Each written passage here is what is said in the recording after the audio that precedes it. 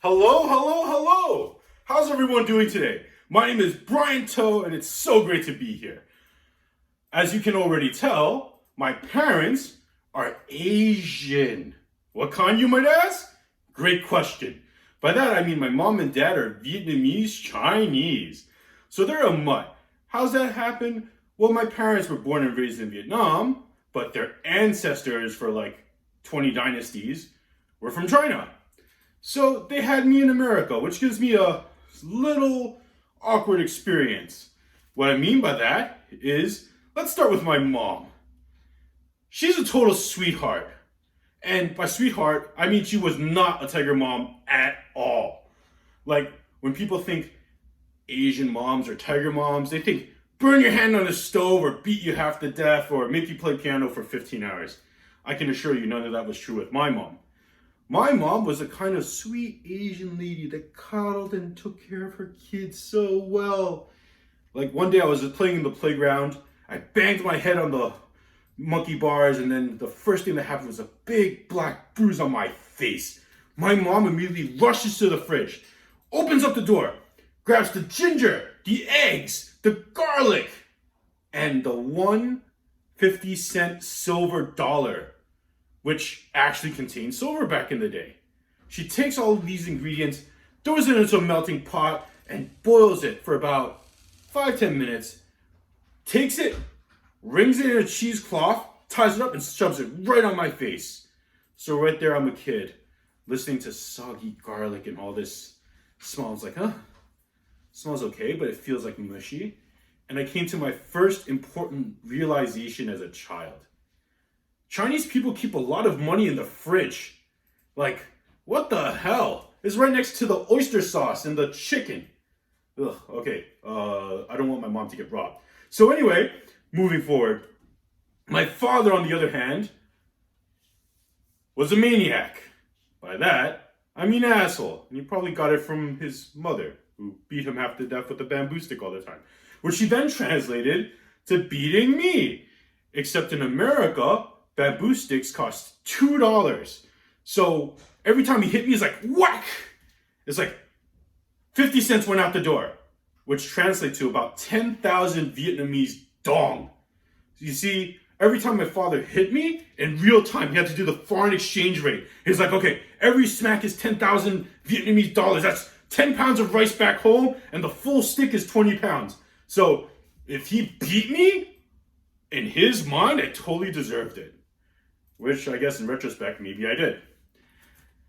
So money at home is never really just money. It's always translated to Vietnamese money. And that's when my father learned his second most important lesson, probably from Mommy Dearest. Use a wire hanger. Like, it's metal. It won't break. It's like whack. It's like, ugh, getting shivers thinking about it.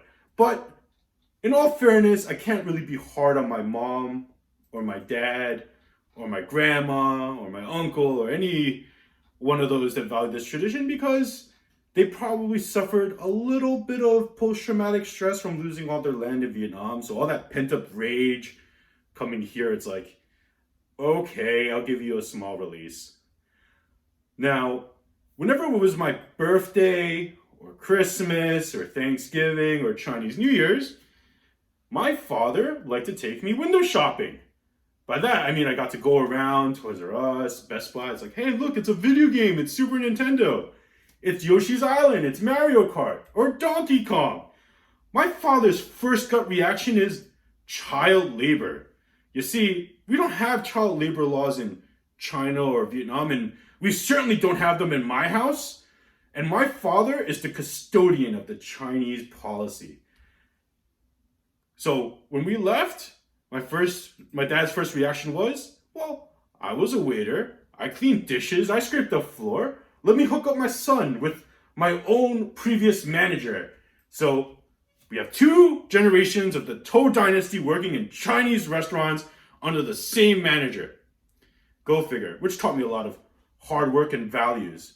You see, my father always instilled with me a brutal work ethic. By that, I mean, you got to work, you did your job. Like, you had to be a soldier and do it. So, starting from the bottom, I was a busboy, I was a food runner. At some point, when they finally realized that I spoke Chinese at the restaurant, I finally hit the big leagues. I was finally promoted, and I was a waiter, living the American dream. And all that came with lots of tips and money I was never exposed to before. Money. Love it. Moving forward, I always wondered, because I came to America, my parents were always really prudish about sex. By that it means they never talked about it. In fact, I don't ever remember any Chinese parent or people talking about it. Yet, there's 1.6 billion people in China. Like, how does this happen? They had a one-child policy.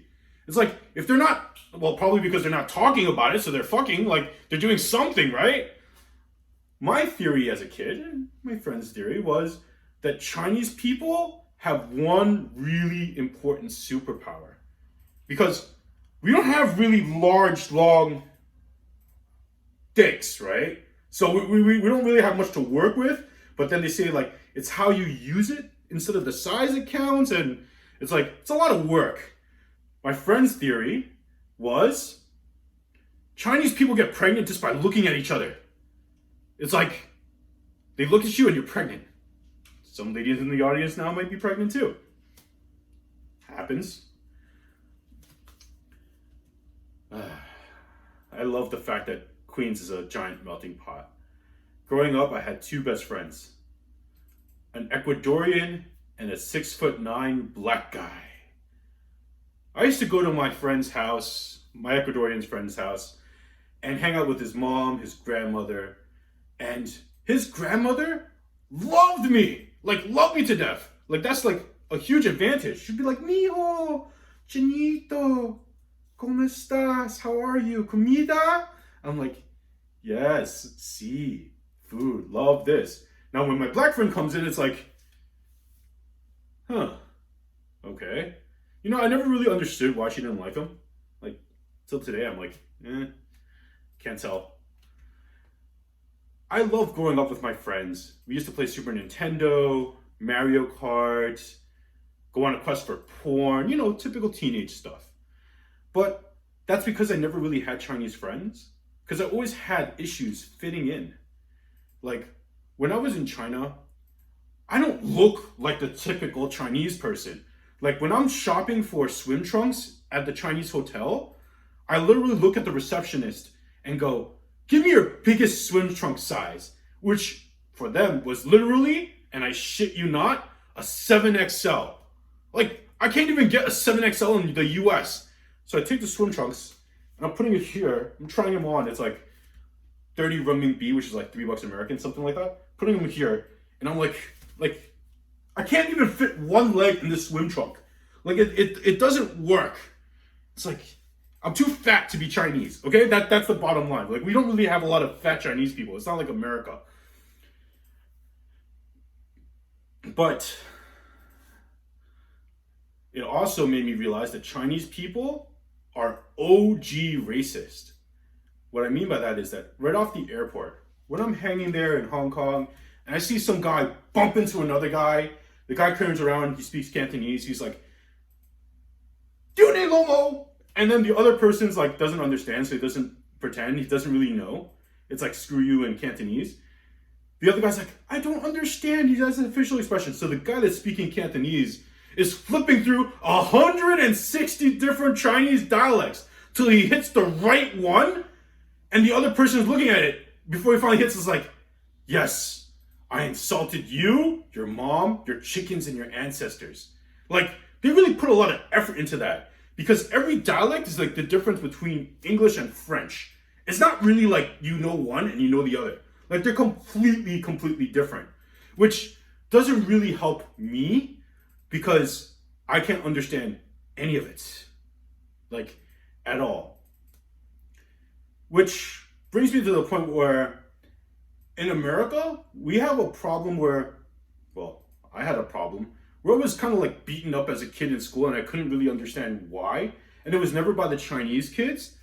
And one thing I learned coming home with my uncle and my auntie and my parents, every time we use language, you see, when Chinese people say white person, in Chinese, the literal translation is bak guai. What that means is, in Cantonese, it's bak means white, guai means demon or ghost. So every time they're referring to white people or black people or anyone else that's not really Chinese, it's always person's color and demon.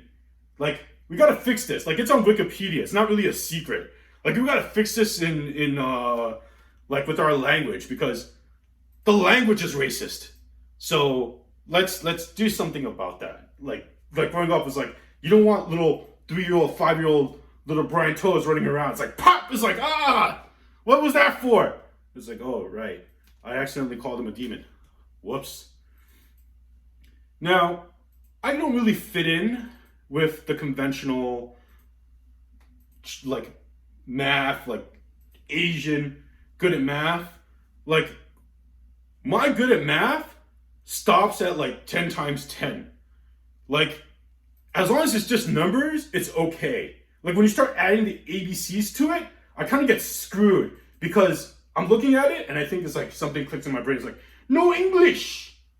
Yeah, it's like, I can't tell you what the derivative of sine and cosine, sine x over cosine x is. Like, I can't do that. But I can certainly add like 20,000 plus 10. Like, I can do that. It's like 4, right? So I went to college. I went to the City College of New York. I started off as a physics major because, go figure, my parents, or any Asian parents, or like my uncle or my grandma, was like always like, okay, we have a kid in America now. He's going to be lawyer or doctor. And I'm like, okay, mom, sure. So what was the compensating factor to be a doctor? It's like you had to do the pre-med track, right? So I studied physics, which I ended up bombing out of come calculus 2, because I failed that shit like 5 times. And it's like, okay, this isn't happening. So I wasn't going to fit the engineering mold either.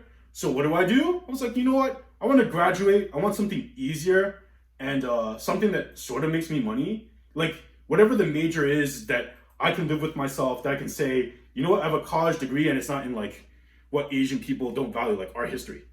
It's like, if I have a degree in art history, I'm kind of a failure in American, like or in English, which is funny because most of them don't speak English, so you think it's an accomplishment. So economics, so at least they can brag to all their friends and family. It's like, oh yeah, my son, he has a degree in economics. So I ended up graduating in that, and I think to myself, after I'm doing this, I don't really want to be stuck in a cube. I don't really want to be doing economics. I don't really want to fit the mold. So what do? I end up working in hospitality, making some friends, some voice actors, and they go, hey, you should try acting, which as a kid I always wanted to do, but it's like the shameful thing that you want to like bottle in. It's like, you watch Home Alone, it's like, I want to be Macaulay Culkin. I can't even say his name right. And here I am, pursuing my passion, talking to all of you about acting. Yes. Thank you so much and have a great night.